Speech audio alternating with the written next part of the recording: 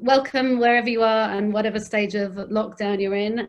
My name's Liv Penny. I'm the co-founder and CEO of Become. I'm dialing in from Manly in New South Wales. That is actually also, even though it's virtual, it's Guringai lands, and I'd like to acknowledge the traditional owners of that land, the Guringai people. Just one of the other things that's changed in this, the acknowledgement of country is tricky to do virtually. It's great to see so many people signed up with such short notice. Lots of familiar faces that we've either met before or work with, and also lots of new faces, which is fantastic. So welcome to all of you. It's actually particularly nice just to see lots of faces that aren't asking me what time lunch is, or how can you help me get onto my classroom Zoom, or what was this today? It was what's the difference between an adjectival sentence and an adverbial sentence? I'm really, honestly, I'm going to be guessing. I'm kind of out of my depth, so I'm pleased that the stagger back to school is starting. I think we've got people from Victoria, New South Wales, Queensland, Northern Territory, nobody from WA or South Australia today. We'll aim for that for next week. But I think they'll be back to school fully, and they're talking about having the pubs open as well. So that might be a struggle to get them here. I'm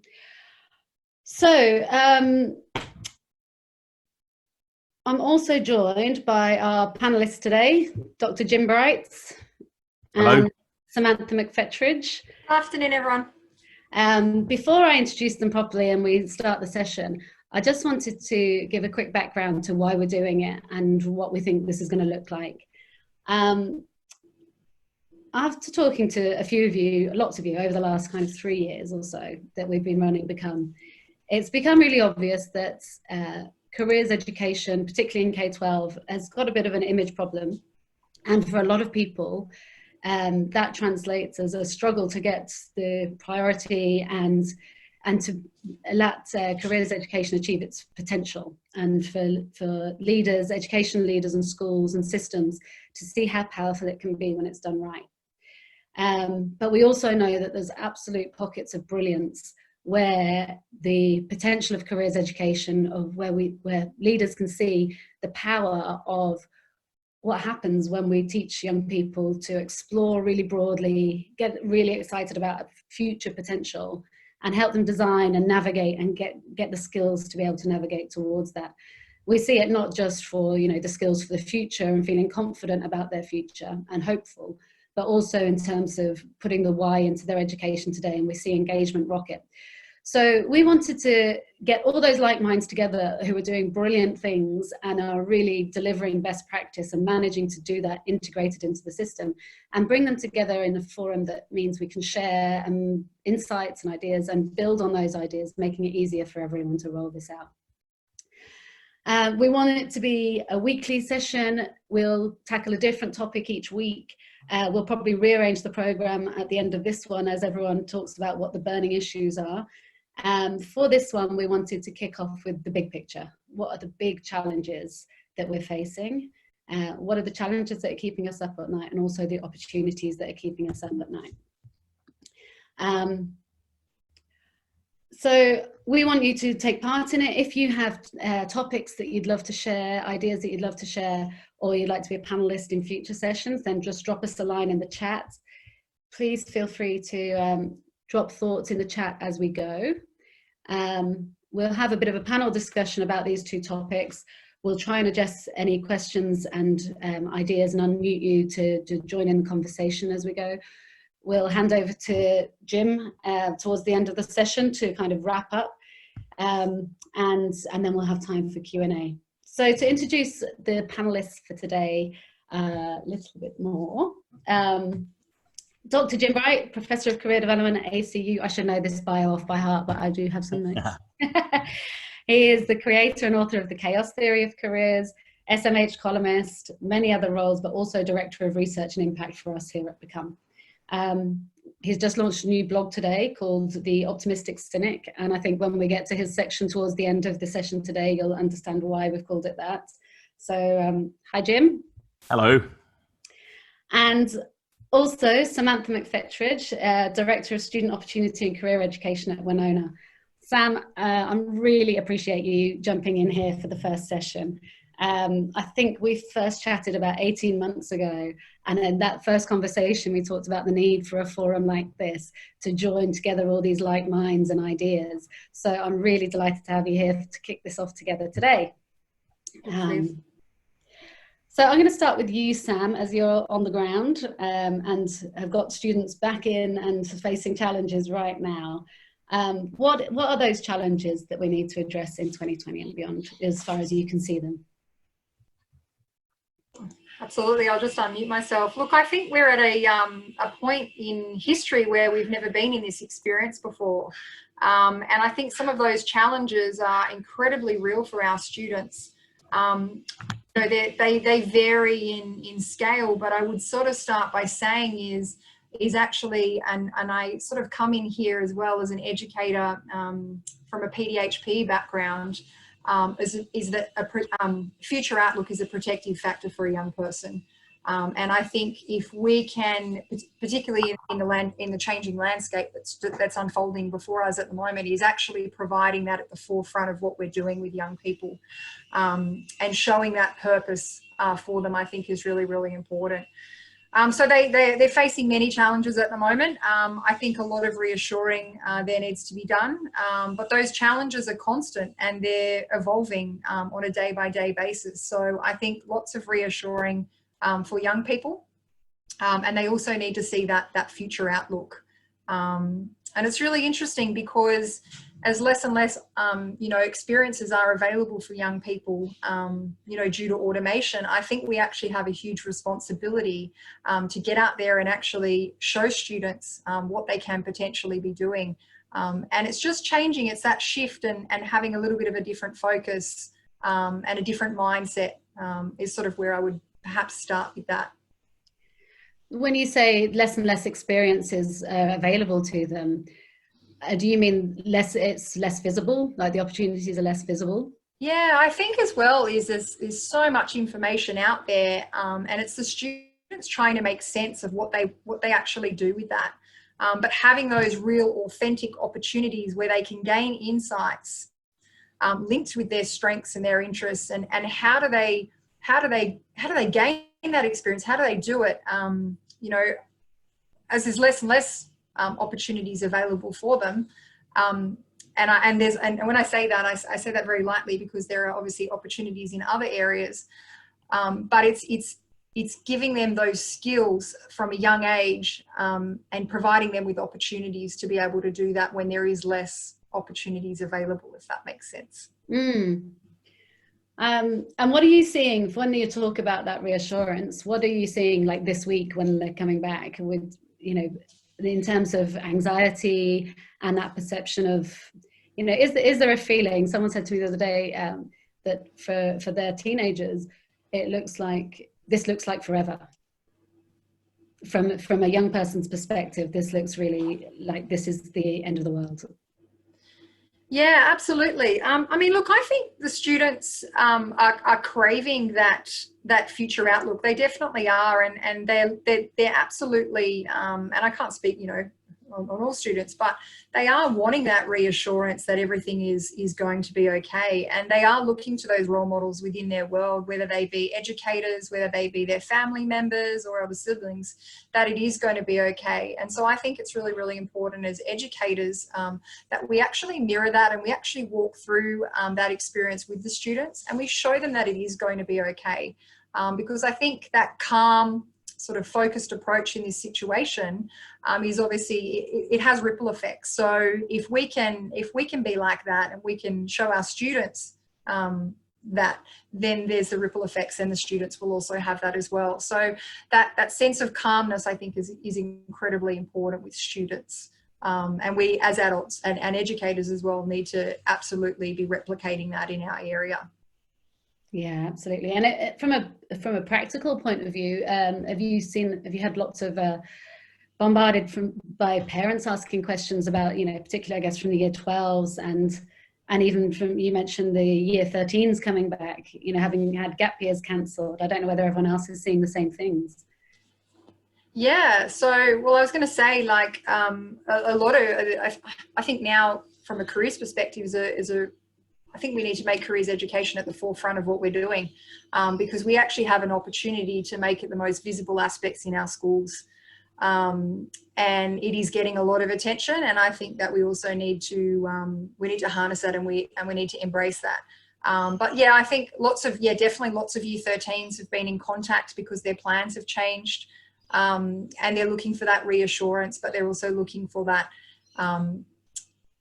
reassurance to know that it is going to be okay, and having people in their world that they trust, and that they know, regardless if that's in a school setting, is incredibly important. Yeah. And even navigating, I think, even for us who are like completely absorbed, like 100% in this, even navigating what's changing on a day-to-day basis is really hard. With the university announcements, like the changes to the tertiary system are going to be enormous, and the impacts of, international students. What did I read earlier? Saying $19 billion hit to Australian universities from international students not coming. So I think navigating what all of those unis are doing and what the options are going to be, there's going to be the changes going to come down the line, and potentially the panic. So being able to go, actually, no, there has always been options. This is the calm approach. It's just about weighing them up. They're always changing. And I think you said, not that much has changed since from last year in terms of admissions for tertiary. Yeah, it's just looking at the perspective differently, and actually showing. And I think the other thing as well that, so important in our role is actually putting that information out there for the students, and enabling them. So, giving them the opportunity and the skill set to be able to develop skills where they can be sufficient, but they're knowing the right places to look. Yeah. And I think and what you said earlier about, becoming the most important and visible part of our schools, I think that inquiry approach and the, knowing how to look for things, knowing how to navigate pathways is basically the backbone of lifelong learning, isn't it? What we're saying is careers education, when it's done right, is all the skills they're going to need throughout life. That, the inquiry-based learning for research skills, how to test ideas out, how to find out for themselves, how to generate the right question, is essentially what career development is. I obviously completely agree with that. Jim, feel free to jump in any time. I know you're probably holding yourself back. Yeah, I mean, I'm finding this is interesting, and I think I really do hear the message about young people wanting reassurance. And I think there's a real challenge here for career development, and it's one which, unfortunately, we don't have a promising track record on, and we've squibbed and got wrong in the past. And that is that we have, in our well-intentioned approach to reassuring students, have over-exaggerated stability. And we have encouraged our students historically to believe that they will enjoy stable careers, and that the labour market will be stable and economies will be generally stable. And what's happened in the past will happen in the future, and past behaviour will be the best predictor of future behaviour of economies, of societies, and of individuals. And this, of course, is a nonsense. And any brief reflection will appreciate most people in most lives have been affected by the forces of uncertainty and complexity. And this is now the time for career development to get absolutely real about this issue. And the challenge for us is to reassure our students by making them strong and resilient and equipped to deal with all of that uncertainty.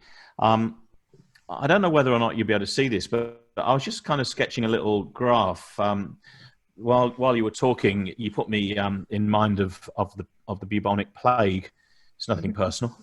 But if you can, I don't know if you can, are you able to see that picture or not? Yes. You see that graph? Mm-hmm. And what I've tried to graph there is my best guess at what career turbulence is like since 0 BC up until COVID-19.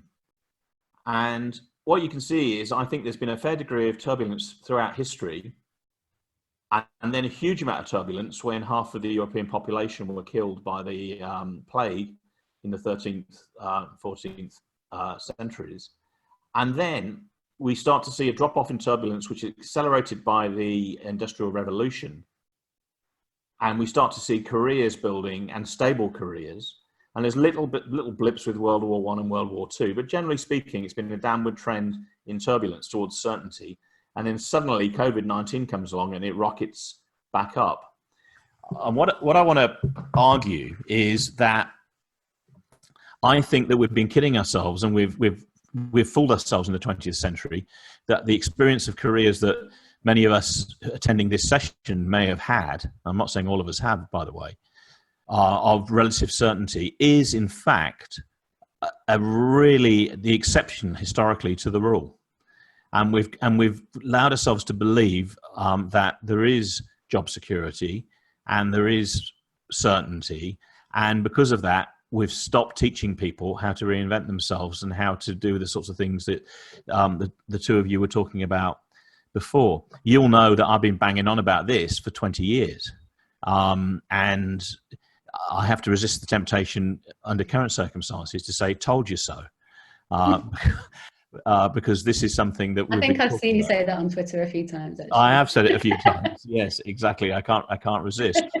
And it sometimes is a hard sell to say to people, this is what it's like, because people don't want collectively to believe it. They want to believe we're creating this stable world for our children, but we're not. And at another level, at a personal level, there's all kinds of uncertainty which besets us. So even if the economy is going gangbusters, there'll be parts of it that aren't. And we forget, now we're in this situation where we're thinking about counting the economic costs of what's happening with COVID.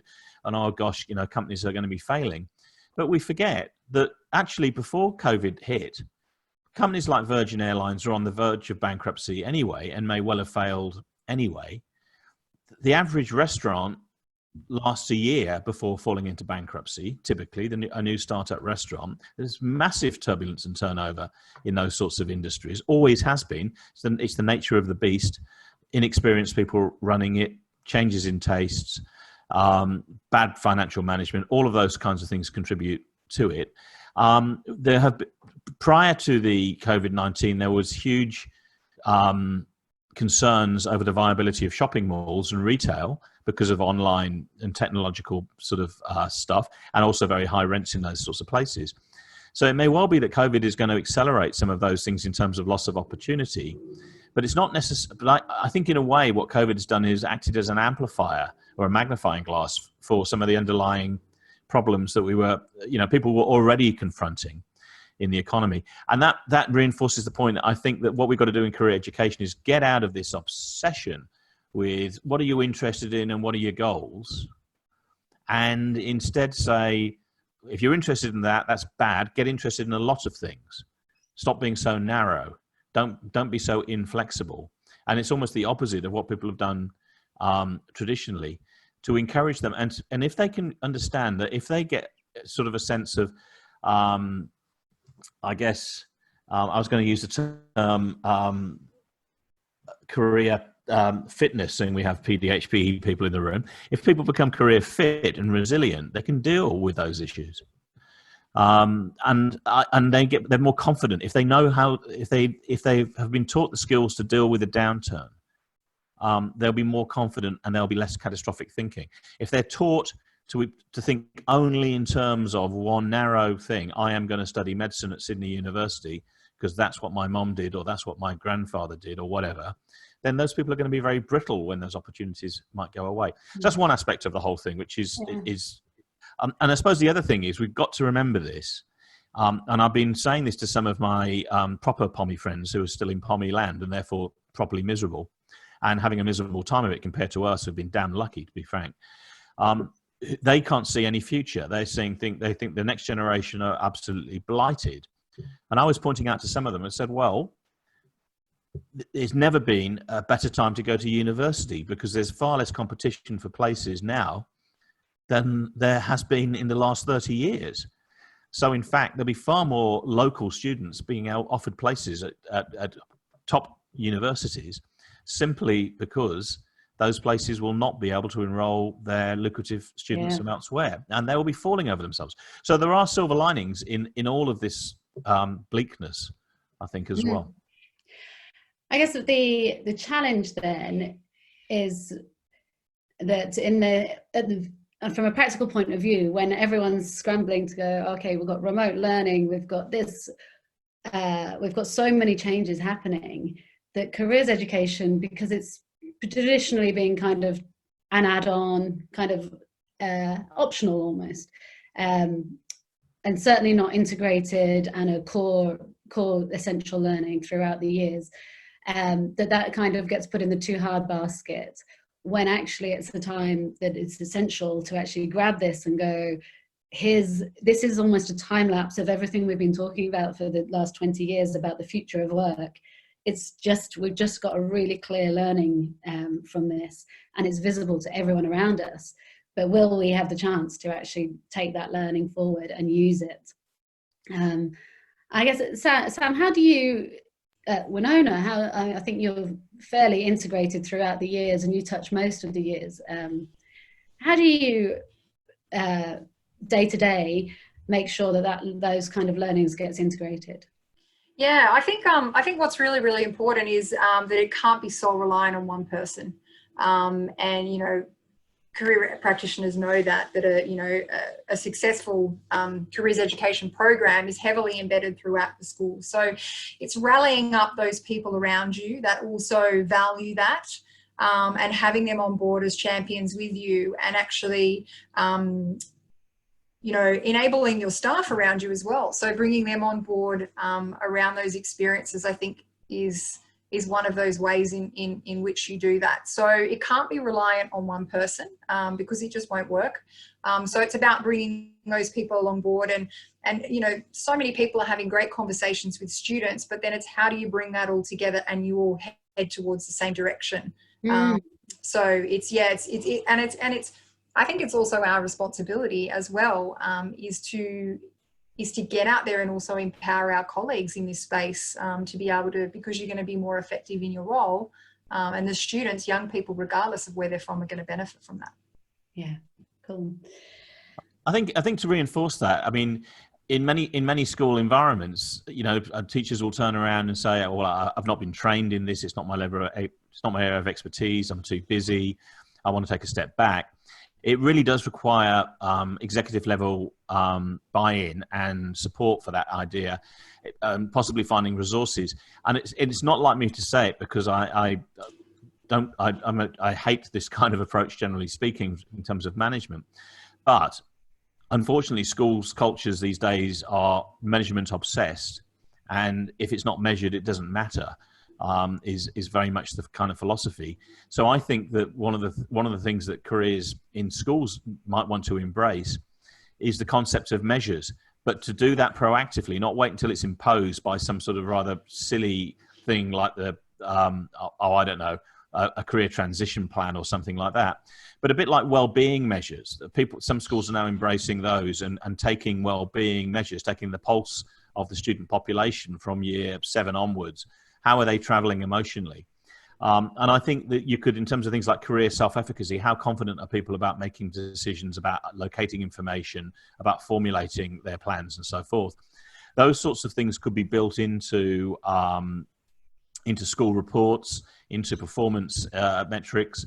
And once you've got that kind of thing happening there, and you've got parents expecting it and seeing graphs and seeing lines going up and down, then suddenly there's an expectation that the school should be providing expert assistance in this area. And I think that raises the profile. I'm not saying it's the only way of raising the profile of careers in schools, but it's such a well-worn approach that most people are familiar with, and it makes it a lot harder for your colleagues as teachers who maybe are somewhat skeptical about their role in helping with this endeavor, to get on board, because basically the executive team is saying this is central to everything we do. And certainly the schools I've visited, both public schools and high schools, it's those places where the principal has said, this is in our DNA, this is in everything that we do, in every lesson plan, where it seems to work the best. But, you know, you're the expert on that, not me. That's my outsider's view on that. I think that's really key. I mean, when we're talking to lots of schools, we know that the intent is there to move to a whole school approach, having students' individual aspiration at the heart of things, you know, even starting learning conversations with, okay, what is your plan for your future? So, you know, when we're talking about moving to personalized, more relevant education, but there's still a concern that, you know, parents will expect the results of whatever test, whatever careers test parents expect from careers, something like they had. So we've often had, you know, can we see, the first question is, can we see what parents will see in terms of, you know, how is their exploration? Where do their aspirations lie? Have they got broad options? How are their skills? Rather than, okay, they need something tangible. Sam, do you see the same? Yeah, absolutely. Yeah, definitely. Yeah, for sure. And do you embed anything tangible like that into the system? Yeah, look, great question. I think how I would answer this question is we do this at, I suppose we're really deliberate at the points that we do that. So rather than breaking them down into specific year groups and measure them based on, at this point you need to do this, it's more looking around those key transition periods and where can you add value or assistance in that particular period of that young person's life. So a point that I was going to add in that was sort of raised before is also just widening the scope of our roles a little bit within our school community. And what does the role of a careers professional now look like in an educational setting, given the current landscape that we've just had? And I think our net has certainly widened, and those goalposts have certainly moved, because you're finding out now that you're also you know, delivering services to people within your community. And then that also brings on board to your effective careers practice as well, because those students that have gone out want to come back in, they want to give back. So that scope has certainly changed, you know, given the recent situation. I think. So when you done, Jim? Yeah, I was going to say, I think there's a huge opportunity here. I mean, right across the board, we're seeing this, that suddenly all of these people who claim they can't use technology, wow, suddenly they can. And, oh, Zoom, oh, okay, I can do that. And I think this is something, again, we still have been absolutely tardy on in the careers space, is we're still using technologies which were developed in the 1920s. You know, it's tests, interest tests, matching. And, you know, the biggest innovation has been to take a matching interest test and stick it online. Wow. You know, as though this is somehow amazing kinds of new technology. You know, that technology that could have been put on a computer in 1976 if you had a big enough room to house the computer. It's hardly anything innovative. But now we have got different approaches, and we can have workspaces, and we can have systems in place in schools which are proactive, which are web-based, which can allow parents access, can allow all teachers access, that can see where kids are going, where they're exploring. So the career stuff can come to a crescendo during those key transition points that you're talking about. And I agree that those are very important, and there's a lot of value that can be added then. But you don't miss all of that good stuff that happens in between that leads up to that point. So it's not this kind of just-in-time crisis management kind of approach that we've historically had at key decision points, but it's a much more developmental, organic, ongoing process where kids are exploring, and we can actually see, and parents can see, and teachers can see where they're going. You know, are they going off course and having a wander? Where are they getting these ideas from? How are they reflecting on those ideas? And I think that continual process, which can be done in a sense of offline from the classroom, but online in terms of technology, is a really promising approach that I think we need to embrace. Yeah, almost just pulling the aspiration and exploration data in as part of the whole picture of the student, rather than it's something separate and added on. Mm. I'd love to hear anything in chat from anyone else about the challenges they faced, anything that sticks out as something they agree with, don't agree with. But we might move on now to any of the big opportunities, and we've kind of touched on some of them. Any of the big opportunities that have come out from this. Now, I just noticed today that there were 2 other events in the education space called Reimagine. So everybody is at it. Everybody is thinking this is a fresh start. And I think actually, Cameron, I think if you're there, that was, I think I saw your tweet of one of them.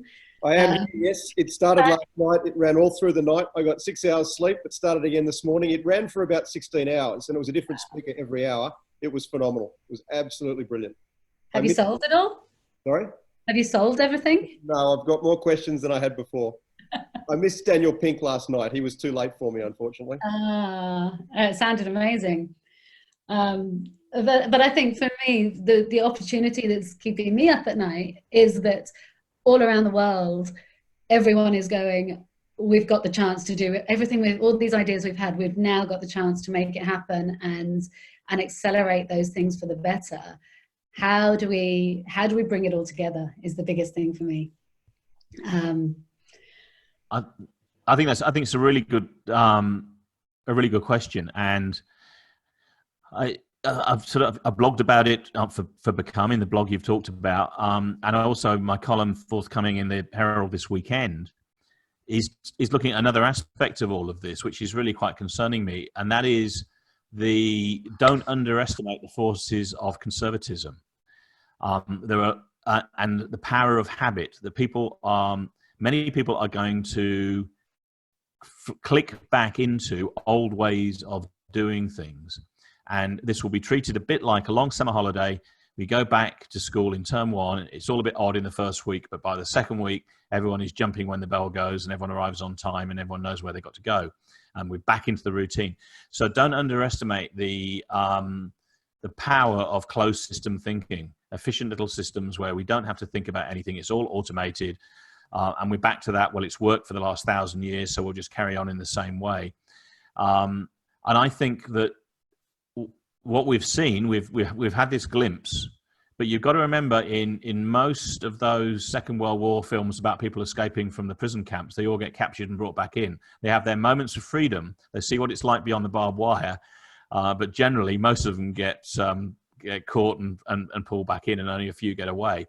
So unless you're going to be the Steve McQueen on a motorbike, sort of jumping over into independent Switzerland and getting away, ideas can easily get crushed, and people can get crushed with it as well. And that really does worry me at the moment. The people are full of idealism, and we've got the utopians who are coming up, pushing all their own agendas, whether it's a green agenda, whether it's an educational agenda, whatever it happens to be.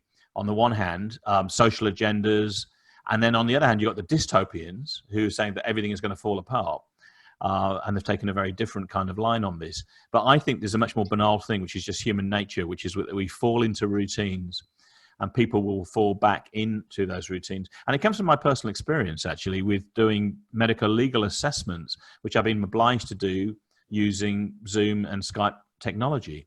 Now, I have to say, a lot of my colleagues who are spending most of their time writing reports berating injured people for not having the imagination to see how they could transfer their skills and work in different ways, have covered themselves in glory by steadfastly refusing themselves to change their work practices in light of all of this, and wanting to carry on, do face-to-face assessments for 3 hours in the midst of a COVID crisis, which just amazed me.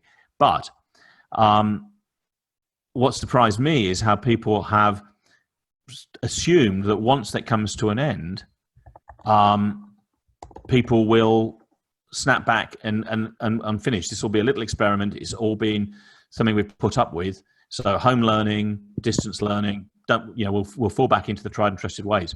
So I think my big fear is that we must not assume that this new normal everyone's talking about will happen unless we fight for it, unless we show imagination, persistence, and really do not assume that just because it's worked under these special conditions that people will see the inherent merits and immediately embrace it.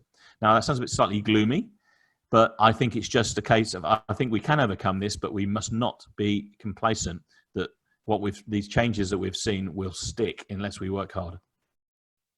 Slightly cynical in character. Yes. But I also think a lot of these changes, a lot of the ideas are things that people have been fighting for a long time. Just like we've been talking about the changing future of work, and people have been talking about young people having 17 jobs across 5 careers for 8-9 years now.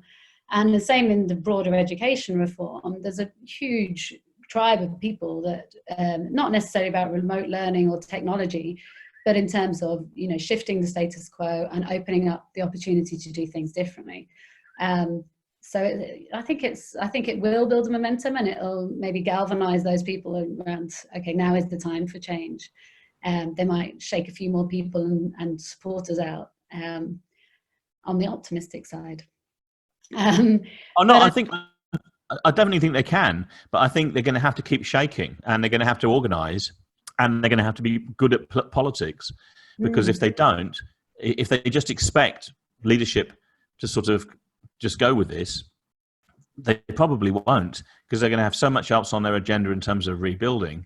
Having to consider changes to work practices can just be seen as too hard when they're thinking, how are we going to pay the rent on the building, or whatever it happens to be, or how are we going to get students back in to make up for the shortfall of overseas students, or whatever the particular local issues happen to be. So I'm not suggesting it won't happen. I'm just suggesting it's not going to be automatic. I think it's going to have to, those of us who are pro-change, and I've been pushing for it for 20 years, so I'm not anti-change at all, far from it. But I think it'll be very disappointing if some of those idealistic people who are fired up now suddenly become sort of lose heart in this because they face resistance. Yeah. And I think that's a broader as well, is that people, and I've just seen the comment in the chat, and I think that's really valid. I think people are suddenly going, actually, everything's shaken up about the status quo. There are more opportunities, there's more options, pathways. I mean, when Sam and I were talking the other day, she's saying lots of students are suddenly going, actually, I was on this path, but now looking what's happened, healthcare, and the people who've been essential in the last few weeks, aged care workers, early childhood educators, those deemed essential workers, people might look again at those, and actually we might have the chance to reconsider all the pathways, especially as the pressure was on university anyway.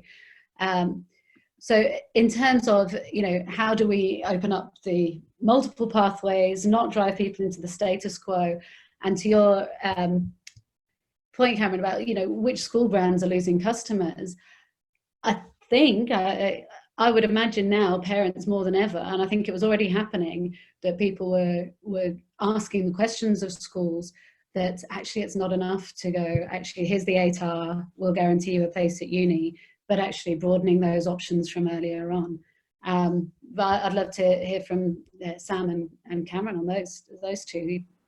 Yeah, well, I mean, I was going to say one of the great things that have come from this situation has been access. So, and that's on a whole range of different levels. Those barriers have come down in our roles before, where we haven't been able to do things because of the barriers in place.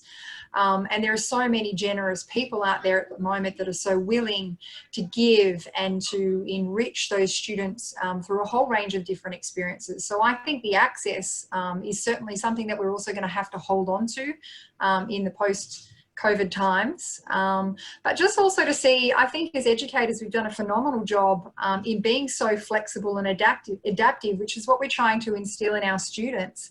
And the fact that we're actually showing students that, and they can see that the adults in their world is doing that, I think that's phenomenal. So I don't know, I just, through this whole situation, I've never been more proud to be an educator, because we have actually done those skills and have adapted out of any workforce. So I think that's incredible for our students. So I mean, yeah, the access there is something that I think we can really do a lot with in our space. And, you know, just even looking around around the country at the moment of what people are doing in the career space. I saw last night online that I think it was someone down in Victoria was doing a university tour around the world through, you know, lots of different things through access, and you know, you can do that with industry as well. So yeah, that's, I guess, what I wanted to throw in about access. I'd like to throw in a challenge there, and it's also kind of in the blog. You know, it's great that people have been flexible and adaptable, but what does it say that it takes the possible annihilation of significant proportions of the world's planet before we are prepared to change anything? Why, you know, if we've demonstrated we can make these changes in education, why is it taking COVID-19 to do it? And that's for everybody. That's not just for you, Sam. I'm not putting you on the spot. It's not question time. It's not that combative. But I mean, and that really, I think, in a sense, the secret is out. That all of this resistance to change, all of this, oh, it can't be done, oh, it will fail, it's doomed to failure, all of that naysaying has actually proven to be wrong. That when we have the courage to make these decisions, or when we have events which absolutely compel us to do it, we're more than capable of doing it and coming up with brilliant innovations and brilliant ways of delivering education, or careers education specifically. It's not so much nudge theory as a bloody big prod in this case, but that's something I think that we need to take away, is that capability is latent, that capacity for change is latent in all school systems. And it would be great in the future if that could be harnessed proactively rather than reactively, which is what we've seen. So we're good at reactive change. How can we then turn this into proactive change? Yeah, and I think some of it is it's not through lack of proactivity. It's almost not seeing the problem before. You know, you're forced into creativity and innovation through this situation. I was talking to someone today about work experience, and we're going to talk about that next week. But you know, that assumption that work experience is done in person at a set time, and that it's, you know, it gives you those dual roles of experience of all the skills, the general skills of turning up on time, having the, you know, eye contact, all of that, but it also gives you a chance to test out your idea. Now, that has just been the way work experience as a thing has happened. But now we're forced to be much more creative about it, and it gives us better questions and it gives us better answers. I think that point about not seeing it is a particularly interesting one. The industrialist John Paul Getty said, if you haven't got a problem, you haven't got a job. And what you've just said is that educational leaders can't see problems, so therefore they shouldn't have jobs. They're being paid the big bucks to see the problems and to come up with imaginative and creative solutions to them. Surely that's what they are employed to do. So that's just one provocation for you. But on a broader and perhaps more directly relevant point, is it does bring up the question, and I think this is interesting because Sam was talking at the beginning about students perceiving being overwhelmed by information and what they perceive as diminished opportunities, which you picked up on, Liv. And it begs the question, you know, what does work look like? And I think what we're going through is a revolution about what work looks like. You know, some of us in the room are old enough to be able to remember going to a car mechanics when the car mechanics would look like grease monkeys and the place was dirty and greasy. And nowadays you go in, it looks like an operating theatre. It's cleaner than most people's kitchens. So work looks different in all kinds of different ways. And this has given it a really big kick to make it look very, very different. That suddenly this cynicism that has been around, oh, you can't work from home, you'll just do the laundry and you'll be watching TV and you won't actually get anything done. Well, I think, it'll be interesting to see the stats when you come out of this. I think that's probably been disproved. I stand to be corrected, but I think it's been disproved. So what does work look like? So when it comes to placements, well, yeah, they may look very different in the future from the way that we've done that kind of thing in the past. And I agree with you. We should be coming up with creative solutions, and we should be trying to anticipate what problems there are out there. And this goes into your old Nassim Taleb's Black Swan, you know, the what we know, what we know, we don't know, and what we don't know, we know, and what we don't know, we don't know. The last one is the Black Swan. And in a sense, I know it's an impossible challenge for leaders, but they put themselves forward for the role. Part of their job is to try to have their best guess at what we don't know, and help prepare and set up systems for that. Yeah, in a part, but I wonder whether there's also, with that whole, we've broken, you know, what does work look like? What does work-life balance look like? What do the opportunities look like? There's more flexibility than ever. Is it not putting the students at the heart of that and going, you can be overwhelmed by all the choice, or we can teach you how to navigate through it. There has never been a generation that's got more flexibility and opportunity to design a life and career that's as unique as they are, and now even more so. It's been made, all of the things that we took for granted have been kind of shaken up a bit. Yeah, I mean, how loosely they're held now. So for me, the opportunity is to go, actually, students, this is a huge opportunity for you. You've seen that things aren't as fixed as they want. I absolutely agree, and I think that we can give them support in a structured environment, but we've got to introduce them to an environment where it is a world of possibilities and surprises, not all of which will be pleasant, but many of them will. So giving them opportunities to explore and interact with these worlds, I think, is really important. And we can then build up the skills that go along with that, the creativity skills, the curiosity skills, the resilience, the persistence, all of those things. And what we're doing now, we're talking about a new language for career development. We haven't used words like vocational interest, matching, number one option. We've been talking about curiosity, building something from the student focus, encouraging guided exploration, building resilience, building strategies for dealing with change and uncertainty. So what we're doing here is changing the language and therefore the content of what career development should be about. And in the same way, we're actually modeling what it is that we want our students to be doing themselves, I think. Completely. There's a comment here from Elizabeth that is talking about how great it all is that everyone's talking about innovation, but where are the student voices in all of this? Very good point. I've seen a few surveys. I don't know if anyone's got a source that everyone else can join into. That I've seen a lot of calls for, you know, who's doing a teacher survey, a parent survey, a student survey about how this is, and gathering ideas to take forward. If anyone has a kind of single source of truth or a huge source for that, that would be fantastic to share here. Absolutely, I think, and when it comes to student, I think what we've been saying in terms of careers education is that we absolutely want students to be at the heart of it, and to be designing their own path forward at their own rate. No, I think Elizabeth's right. I mean, I have banged on about child-centered education, having been a recipient of it as a boy of the 1970s. And I've been appalled by how I've been dismissed by some of my educational colleagues of, oh, that was a 1970s educational idea, as though that was a bad thing. Because I personally think that if it's not child-centered, what on earth is it? So, and I think it is an important point. I was just reading Cameron's comment there about to be proactive, we need to innovate before it's needed. Absolutely, Cameron, I couldn't agree with you more. And that puts me in mind of things like the design studio IDEO in San Francisco, who are great pioneers. They designed things like the Microsoft mouse. They've designed innovative new shopping trolleys, all kinds of things, electric toothbrushes. So they're a design company right across the board, not just high-tech stuff. And they have really pushed a design thinking approach, and written books about this, about the idea of rapid prototyping.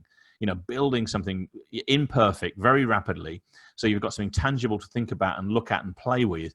Now, of course, we can do this in virtual worlds now. We can do this online. We can build virtual careers and start playing with them and seeing what they look like, and exploring their contents. And I think that's what we need to be doing, and encouraging a culture of doing this all the time. So they're not just doing this when they're choosing subjects or when they're about to leave or transition, but this is built in all the way through their school experience, that they're doing little experiments, innovating, thinking about, imagining themselves in different roles, what ifs, designing jobs for themselves. And I think that's what we need to kind of encourage, rather than the very traditional view of, okay, the dreaded day has come, you're going to have to walk in and have an interview with the careers teacher and tell them what you want to do with your future and be berated if you don't know. I think this. I like that idea that we need to innovate before it's needed. Absolutely. And Jim, I was going to add too, like just leveraging those opportunities in the virtual sense as well, and building up those small skills over, and that's, you know, promotes a lifelong learner. So if they can do that in short, sharp experiences instead of that traditional 1 week model in a physical sense, then we're setting our students up for success, because they are going to become lifelong learners and they're going to want to get more experiences in those short, sharp ways. So I think the fact now that the students have had a taste of those virtual experiences, there's so many out there, and it's finding those and you know, and I think as well is knowledge of the young people that you're working with and pushing them gently in those directions, and having a look at those opportunities, because there's just so much potential for leverage, even to use networks. You don't necessarily have to be in that physical space anymore. So I'm hoping, we can really shake up that space. Yeah, I think that's a really quick win for us as for this year for careers educators. And I think at this point, is Matt still here? Matt, give us a hello. Matt's from Linfield Learning Village, and he's going to join us next week to talk about the subject from work experience to work experiments, and talk about how that might work even for this year. And we'll be sharing lots of ideas around that. He only found out yesterday, so I won't expect you to talk about it much. That's all right. Give me a few days at least. But in terms of student agency, what they're doing in their program is really cool, and one of the best I've seen so far. So Sam, there's one thing we haven't touched on that we talked about the other day, which was around this how student aspirations might change as a result of this, and this generation's general sense of wanting to do something with purpose, but how that might be affected. What have you seen in students? Yeah, I think that whole landscape is now being reset. So it's coming through in different ways. So what the students are seeing in the media, what they're seeing around them, but that shift around those traditional jobs and roles now is certainly, it's being shaken up. So I suppose, you know, just even in the short week or so that the students have been back as well, and just talking with lots of different young people, is just their shift in their way of thinking about different roles, and actually what they mean and what their purpose is. So you know, healthcare workers, they've been prolific in their experiences, and that skill set that they have and what they're doing, I think students are, you know, drawn into those types of things. So I think there's definitely been a bit of a shift even in such a short period of time.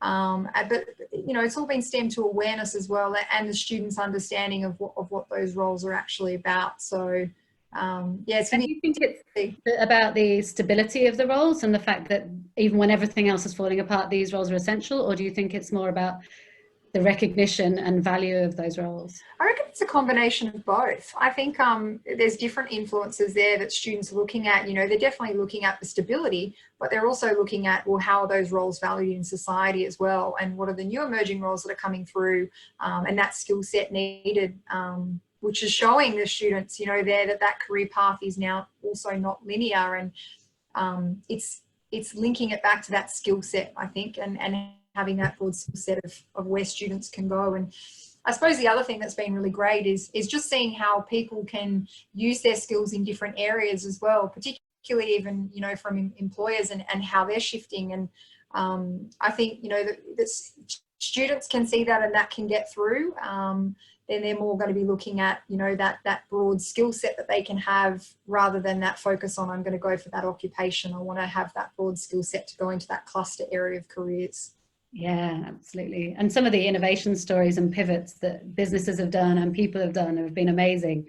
I think we're collecting a bank of them, you know, all the breweries that are making hand sanitizer, the cocktails made at your door, the actual innovation, and everyone turning into entrepreneurs in this is fantastic. Just like you were saying earlier about seeing adults do the behaviors that we want them to do over a lifetime. I like your examples. Both alcohol based.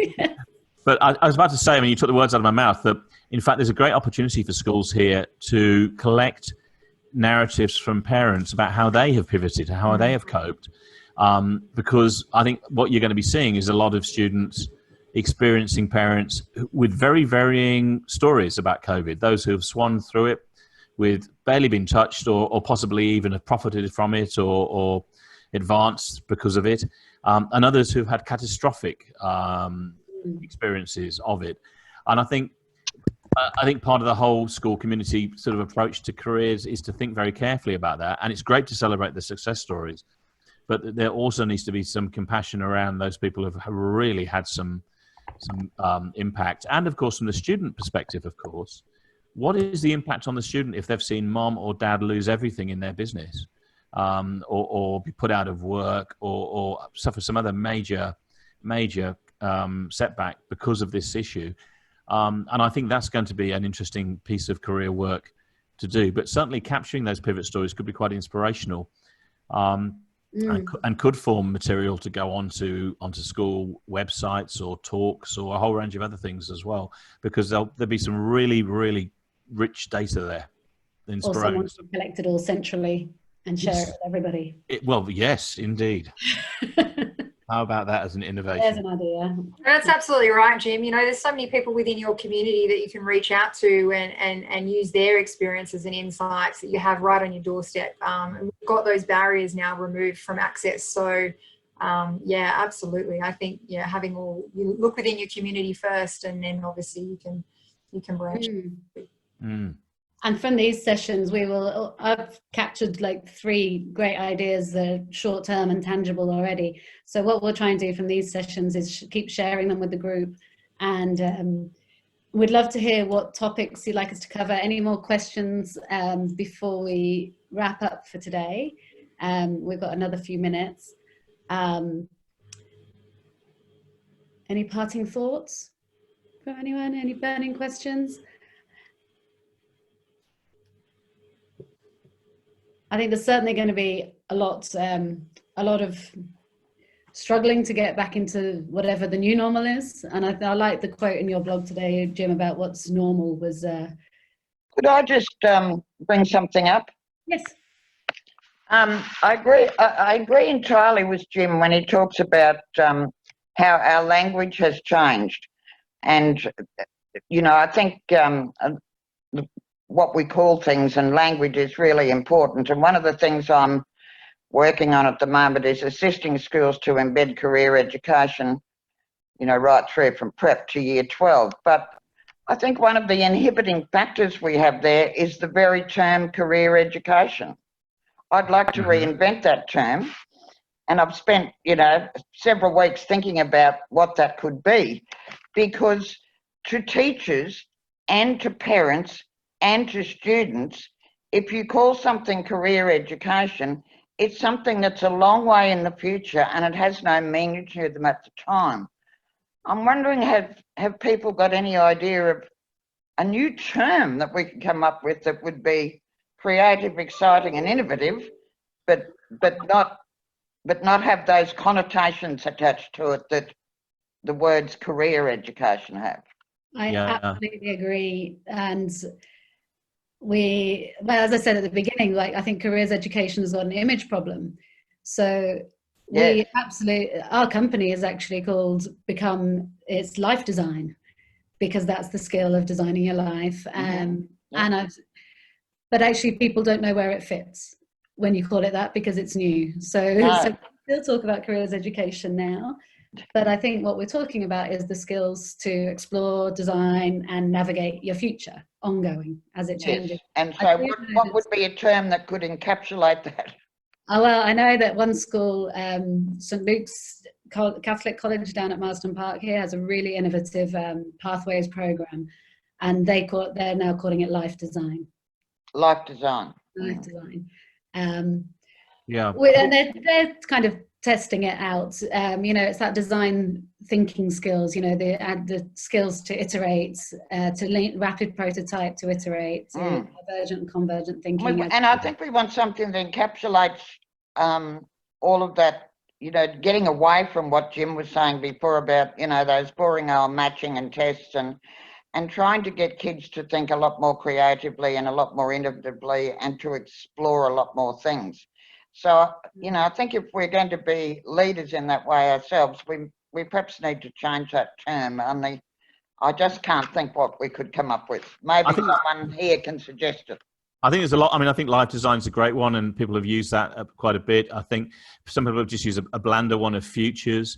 I mean, I have a model of creativity in the book, which is called Beyond Personal Mastery. So the idea of personal mastery, which is used in a few fields. So there's a few things you can use. And just to reinforce what you're saying, I think you're on the right lines.